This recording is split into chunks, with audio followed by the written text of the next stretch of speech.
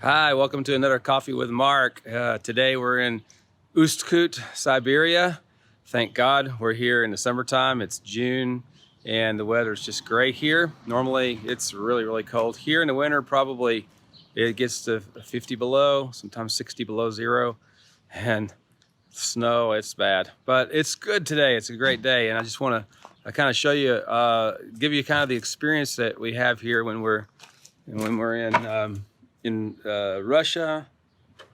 Turn this around here.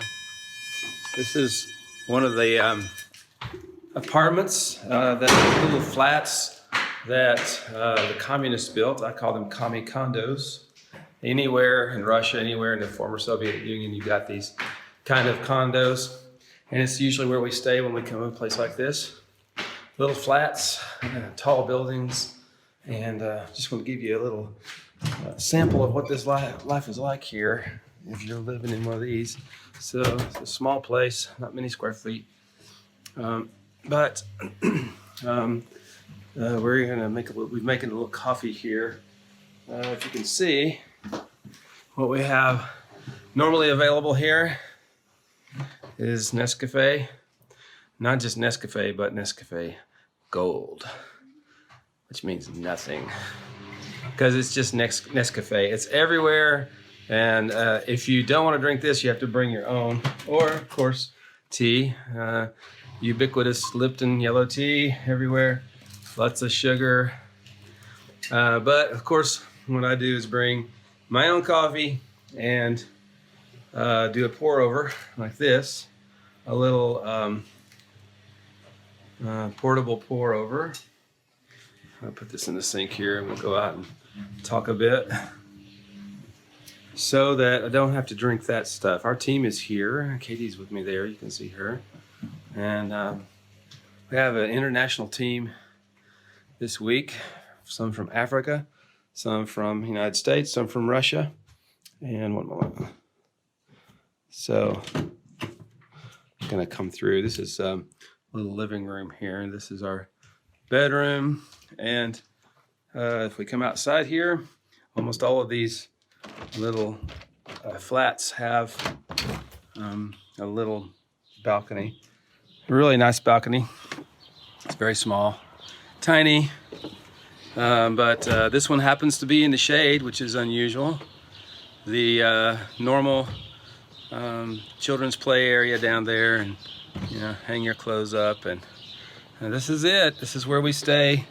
And we've been in many different cities. Been in Kyrgyzstan on this trip. We've been in Zheleznogorsk. We've been in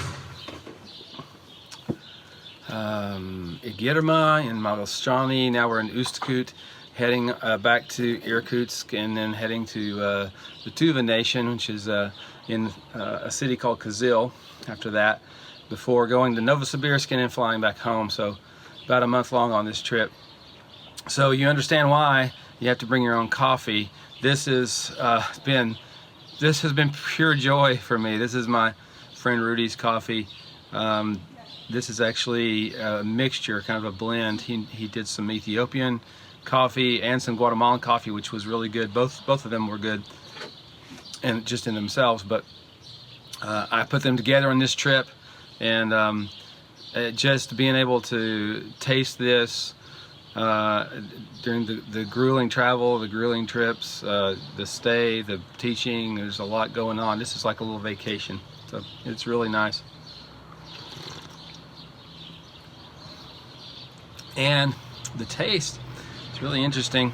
Part of it is the water, because here the water, we usually get bottled water to do this with. The water is here from Lake Baikal, which is the largest freshwater lake in the world.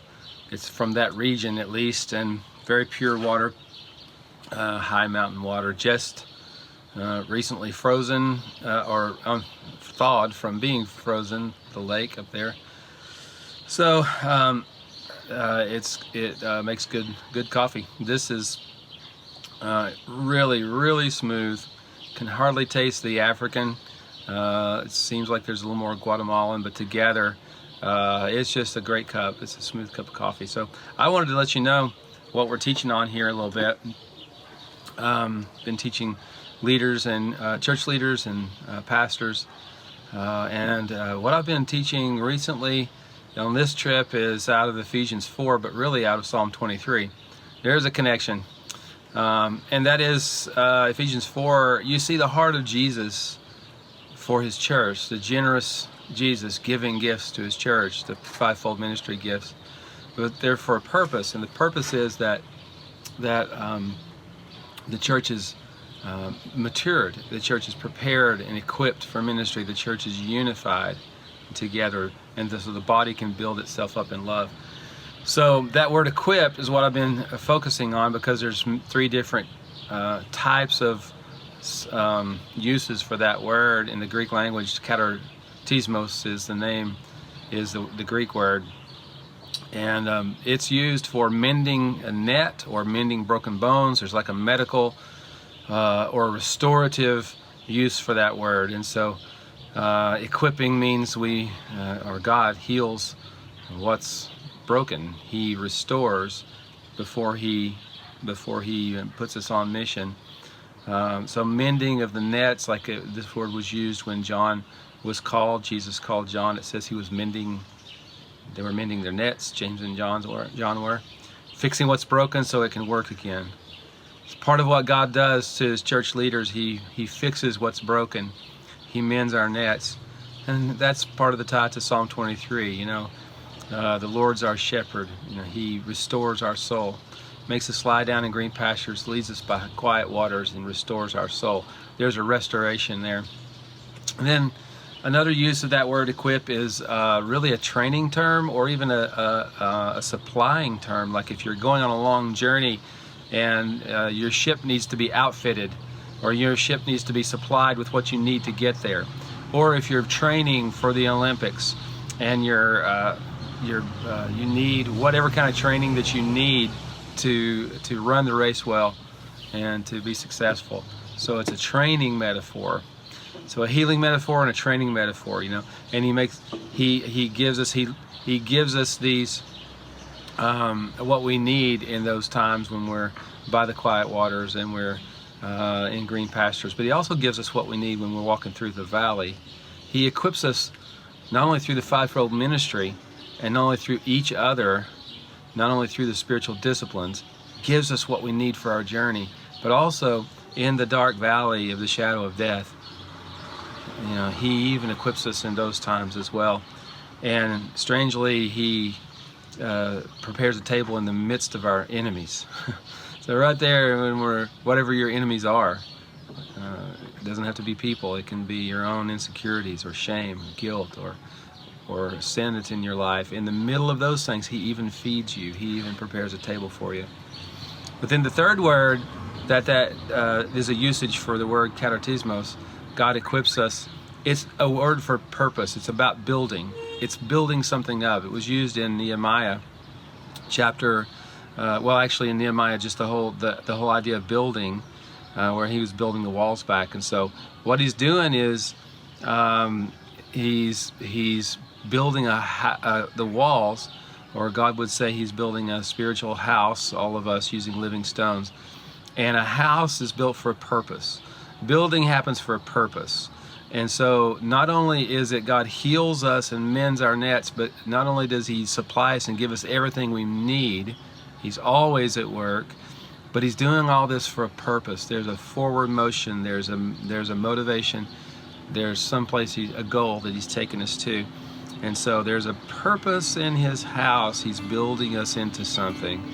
And so there's a burden that he puts in our hearts for us to do.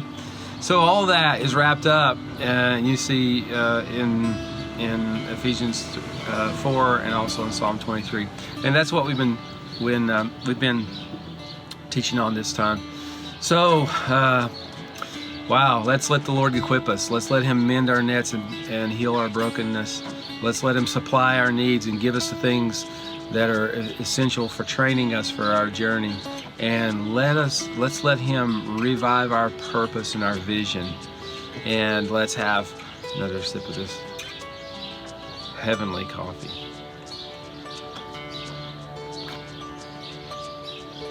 So grateful.